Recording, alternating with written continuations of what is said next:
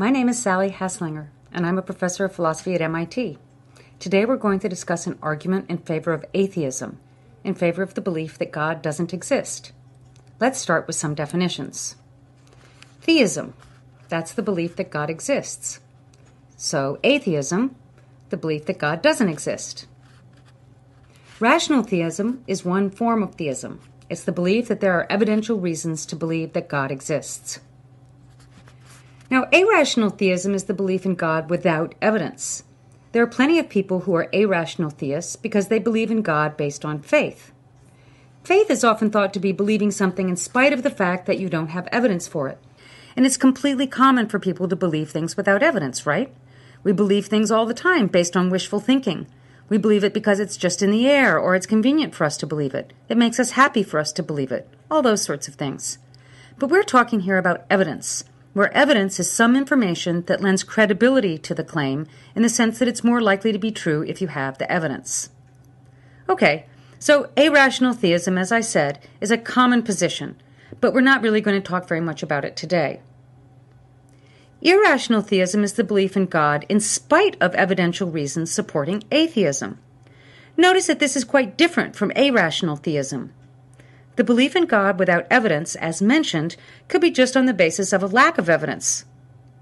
But irrational theism is when you hold belief in God, that is, when you hold theism, but there are clear supporting reasons for the opposing view, that is, for atheism. Now that's problematic, and we're going to look a little bit further about why it's problematic. Let's move on to a few more definitions so that we're clear what we're talking about. Contradiction. What is a contradiction? A contradiction is when you have a set of beliefs that are not possibly true together. So a set of beliefs is contradictory if and only if it's not possible for all of them to be true. Here's a simple example. Today is Monday. It's not the case that today is Monday. Those can't both be true together. Now, we're making an assumption, namely that we're talking about right here, right now. We're not talking about something on the other side of the date line. Considering today is Monday and it's not today is Monday, that's a contradiction. Both of them can't be true. So if you believe both of them, then you're believing a contradiction. Now, it's not necessarily the case that a contradiction needs to involve only two statements. It can involve three statements. So all birds can fly. Penguins are birds. Penguins can fly. Not all of them can be true together, right? If you hold what it is to fly stable, if you hold what it is to be a bird stable, then you can't hold all these together and have just true beliefs. One of them has got to be false. Now you could say, well, maybe it's not the case that all birds can fly. Or maybe it's not the case that penguins are birds. Or maybe you could come up with a modification of what it is to fly so that penguins can fly. They're really good underwater, for example. You watch them underwater, they look like they're flying. But that's not really flying. So you can't hold all of these beliefs. You have to figure out which one you're going to give up. Likewise, today is Monday, and it's not the case that today is Monday. You need to give one up. Okay, now why do you have to give one up? Some people say, wait, we believe in contradictions all the time. It's just not obvious that we believe in contradictions. Well, that's true. We probably do have contradictory beliefs, but it's not good to have contradictory beliefs, and we want to get rid of our contradictory beliefs. Now, there are a couple of reasons why. First of all, it's really good to have true beliefs. You don't want to go around the world having false beliefs because it gets you into trouble. So if I believe that there's no wall here, and I go walking into the wall, then that's not so good. False beliefs can get you into trouble in that way. They can lead you into problematic circumstances that you'd probably best not be in. So holding beliefs that are false is problematic, and if you hold contradictory beliefs, you know one of them has got to be false, and that's bad. Another thing is coherent action. Having contradictory beliefs makes it difficult to act coherently. Look at this one. Today is Monday, and it's not the case that today is Monday. Suppose you have a dentist appointment on Monday. What do? Do you go or not? You both believe that it is and it isn't Monday, so what are you going to do? It's hard to act coherently and act in a sensible way to fulfill your obligations, etc. Since one of the beliefs you hold has got to be false, and you can't act on two contradictory beliefs, you can't really act coherently. So we're talking about whether God exists and evidence for and against the existence of God. Now, there are many different conceptions of God or gods. I'm not trying to adjudicate what's the right or best conception of God. but there's a particular standard definition in the West that God is an all-perfect being. A being at least who has these three features. A God is all-knowing, which is to be omniscient, all-powerful, which is to be omnipotent, and to be wholly good, or omnibenevolent. So this being is perfect, is omniscient, omnipotent, and wholly good, or omnibenevolent.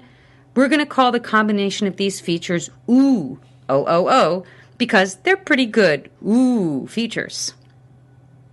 Let's go ahead and now look at the argument that suggests that atheism is the rational view to hold, the one that there's the greatest evidence to believe. Here's the first premise. If God exists, he, she, or it would be OO. Now I use he, she, or it because of course I don't know whether there's a God, and if there is, whether it's a he, she, or it. Or at least for the purposes of the discussion, we're not going to assume anything like that. Okay, so that's the first premise. Second, if an OO God exists, there would be no evil. Well, why is that? Well, if a God were all-knowing, then that God would know when evil was going to occur, or that it occurred, would have the power to make it not occur, and is wholly good, so would also have the motivation to make it not occur. So this combination of omniscience, omnipotence, and omnibenevolence suggests that if a God were truly OO, there would be no evil. We assume for the purposes of argument that God exists, and we conclude, then, there is no evil. So if God exists, he, she, or it would be OO. If an OO God exists, there would be no evil. God exists, so there is no evil. The problem is, there is evil. Well, at least it seems there's evil. That might be one of the questions that comes up when we consider objections to the argument.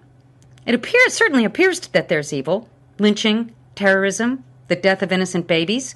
So for the moment, we're going to say there is evil. But look, there is no evil, there is evil, this is a contradiction. And so we have to reject one of these premises. Well, this one, that God is OO, that one is hard to reject because that's just how we've defined what God is. This one, it seems straightforward.